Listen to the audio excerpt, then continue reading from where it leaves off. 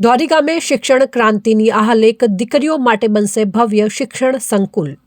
કહેવાય છે કે દીકરીને દહેજમાં સોના ઝવેરાત નહીં પણ શિક્ષણ આપો। એક શિક્ષિત દીકરી બે ઘરને તારે છે તેવા ઉમદા લક્ષ્ય સાથે લક્ષ્ય સામાજિક સંસ્થાના નેજા તળે બનાસકાંઠાના એક એવા ગામમાં દીકરીઓ માટે શૈક્ષણિક સંકુલ ઊભું થઈ રહ્યું છે કે જ્યાંની દીકરીઓ પ્રાથમિક શિક્ષણ બાદ શાળા છોડી દેતી હતી। જુઓ આ ખાસ રિપોર્ટમાં। આ છે બનાસકાંઠાના વડગામ તાલુકામાં આવેલ ધોરી ગામ। ધોરી પ્રાથમિક શાળામાં શિક્ષણ મેળવી રહેલી આ દીકરીઓને જરા ધ્યાનથી જુઓ। ગામમાં હાઈસ્કૂલ નહીં હોવાથી ગામની તેજસ્વી દીકરીઓ માટે પ્રાથમિક શિક્ષણ બાદ અભ્યાસ પડતો મૂકવો પડતો હતો। ધોરી પાવડી તેમજ અંધારિયા ગામના રાજપૂત સમાજમાં દીકરીઓને વર્ષો જૂની સામાજિક પરંપરાને લીધે દીકરીઓને અન્ય ગામમાં ભણવા મોકલતા વાલીઓ ખચકાટ અનુભવે છે। એકલા ધોરી ગામમાં જ દીકરીઓનો હાઈસ્કૂલ ડ્રોપ આઉટ રેટ 40% જેટલો હોવાથી રાજપૂત સમાજના આગેવાનોને દીકરીઓના શિક્ષણ માટે ધૂણી ધખાવી છે। સાંભળો આ મુદ્દે રાજપૂત સમાજની દીકરીઓ શું કહી રહી છે। જય માતાજી, હું કિરણ છું, મુમનવા સ્થાનિક વતની છું। બરાબર, અહીંયા ધોરી પાવઠી ને અંધારિયા ગામના સમસ્ત દરબારની દીકરીઓ અહીંયા ઉચ્ચ શિક્ષણ મેળવી શકે અને આગળ જઈ શકે એના માટેનો પ્રયાસ અહીંયા ધોરી ગામમાં ચાલુ જ છે સંકુલ બનાવવાનું।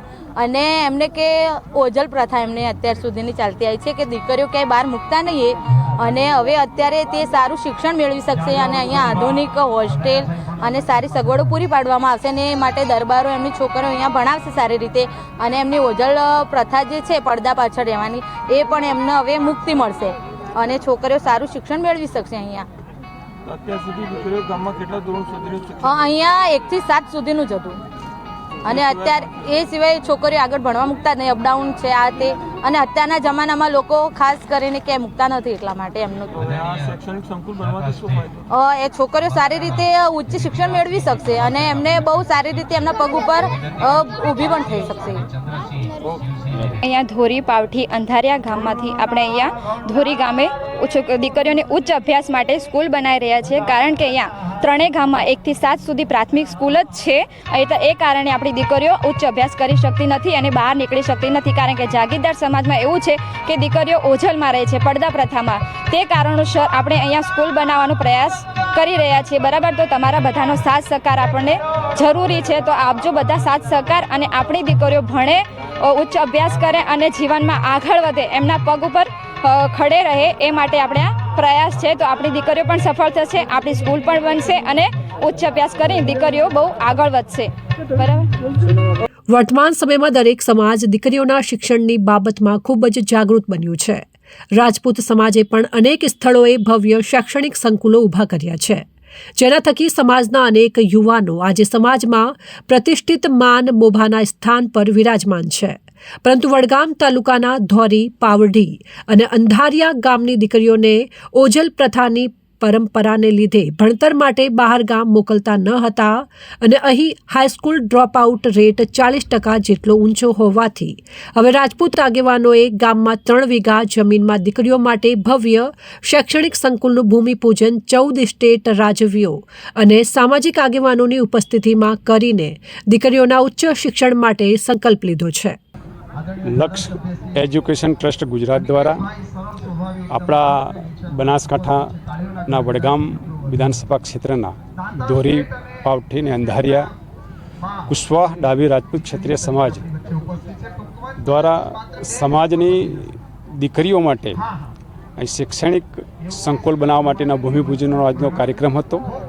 આ કાર્યક્રમની અંદર સંતશ્રીઓ, મહંતશ્રીઓ, પૂર્વ રાજવીશ્રીઓ, સમાજના સન્માન્ય આગેવાનશ્રીઓની વિશેષ ઉપસ્થિતિની અંદર એનું આજે ખાતમુહૂર્ત થયું। આ પ્રસંગે આયોજકશ્રીઓને હું અભિનંદન પાઠવું છું, દાતાઓશ્રીને પણ અભિનંદન પાઠવું છું કે આપે વર્તમાન સમય એ 21મી સદી એ જ્ઞાનની સદી છે અને આપે આ જ્ઞાનની સદીની અંદર દીકરા દીકરીઓને શિક્ષણ આપવા માટે, એમને કેળવણી આપવા માટેનો જે વિચાર કર્યો છે ખૂબ સરાહનીય વિચાર છે। આપણા બનાસકાંઠામાં ખાસ કરીને વડગામ ક્ષેત્રની અંદર ક્ષત્રિય સમાજના દીકરીઓ શિક્ષિત થાય, શિક્ષિત થઈ પોતાની પ્રગતિ કરે એવી શુભકામનાઓ પાઠવું છું। ધન્યવાદ।